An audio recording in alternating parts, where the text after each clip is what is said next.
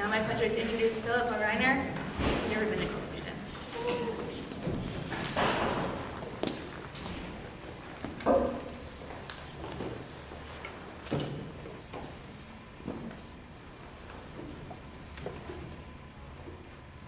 Friends, family, faculty, and fellow students,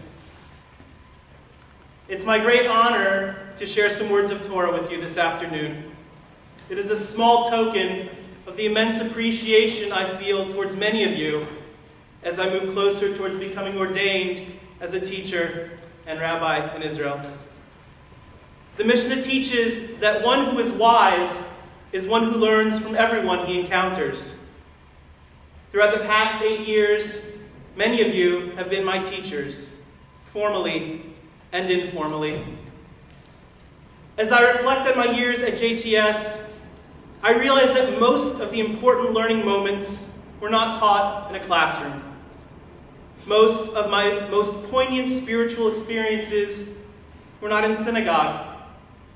Rather, they are lessons learned, conversations had, or liminal moments experienced around the dining room tables or in the living rooms of many of you. I feel truly blessed to have spent many Shabbat and festival meals in your homes or enjoying your hospitality in the park, at the seminary, or in an RV parked outside a church in rural Tennessee one very bizarre Shabbat. The generosity and hospitality displayed by so many of you in welcoming me into your homes and recreational vehicles truly demonstrates one of the most important strengths of the JTS community. While it might seem I'm overemphasizing the importance of these experiences, I think we as a movement routinely take for granted the unique place hospitality holds in Judaism. My experience of Haknasat Orchim, the bringing in of guests during these past 8 years, has helped me become the type of Jew I am today.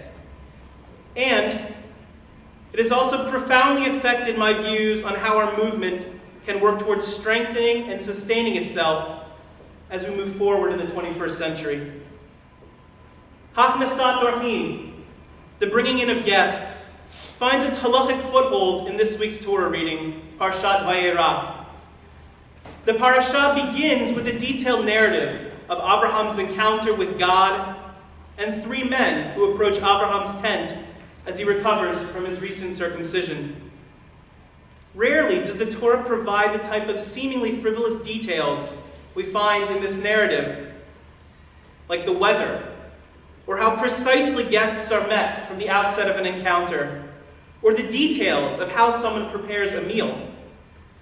These minute details of how Abraham treats these men, identified later in our tradition as Michael, Gabriel, and Raphael, becomes the prescribed trajectory for how we can reach the zenith of Haknasat Orchim.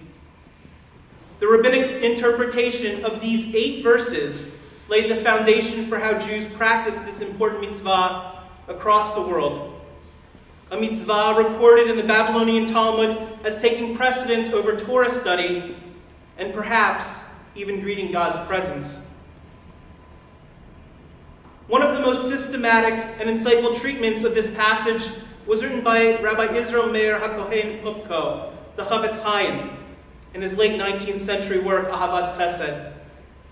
Towards the beginning of this work, the Chavetz Chaim provides a thorough analysis of Abraham's practice of Haknasat Orchim in our parasha. His interpretations of Abraham's actions are certainly instructive for us as individuals.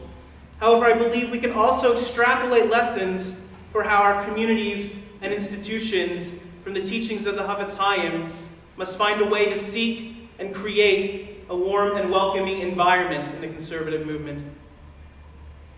Vayera elav Adonai be'elonei mamreh, vehu yoshev petach ha'ohel kechom hayom. The Torah begins its account of Abraham's actions by relating that Abraham was sitting by the opening of his tent as the day grew hot. Even though he was recovering from the circumcision that he had at the age of 99, Abraham sat at the entrance of his tent in a unique type of heat, waiting and watching for individuals to bring in, When God saw Abraham was troubled over the lack of strangers to welcome, even in his pain, God sent angels who appeared like journeymen. The Chavetz Chaim derives from this verse the requirement that we emulate Abraham by seeking out guests and not just waiting passively until they knock on our door. For the Chavetz Chaim, the imperative of Hachnasat Orchim is not simply limited to the time we spend with our guests. We must go out and actively find them. As leaders and active laity of the conservative movement, our task in making Jews feel welcome in our congregations and institutions must transcend the common but incorrect translation of Hachnasat Orchim as simply welcoming guests. We must view Hachnasat Orchim as an imperative to be dynamic in our outreach, not static. We must empower our congregants to reach out to their unaffiliated friends and actively bring them in from the heat of the day. We must emulate Abraham, who continuously kept an eye out for strangers and wanderers, even in the most difficult of moments. While Abraham's mission was to reach out to idol worshippers and introduce them to monotheism, our mission is to reach out to Jews and introduce them to a life of Torah. Vayisa einav vayar, v'hinei shlosha anashim nitzavim alav. Vayar, vayarotz likratam mipetach ha'ohel, vayishtachu arza. The narrative of the parsha continues by stating that once Abraham saw these three men approaching him, he ran to greet them, bowed before them, addressed them with honorifics, and begged them to stay. The first thing the Chavetz Chaim notices in this verse is Abraham's zeal in reaching out to his visitors. In fact, in the 8 verses that depict Abraham's hospitality, verbs that imply haste are used no less than 5 times. He rushes to Sarah and hurries her to make the cakes for the guests. He runs to the herd to pick out a proper calf and rushed his young servant to prepare it. The Chavetz Chaim understood the psychological barrier many feel about being in someone else's home, and implores us to show our guests the utmost honor to allay their fears of burdening us.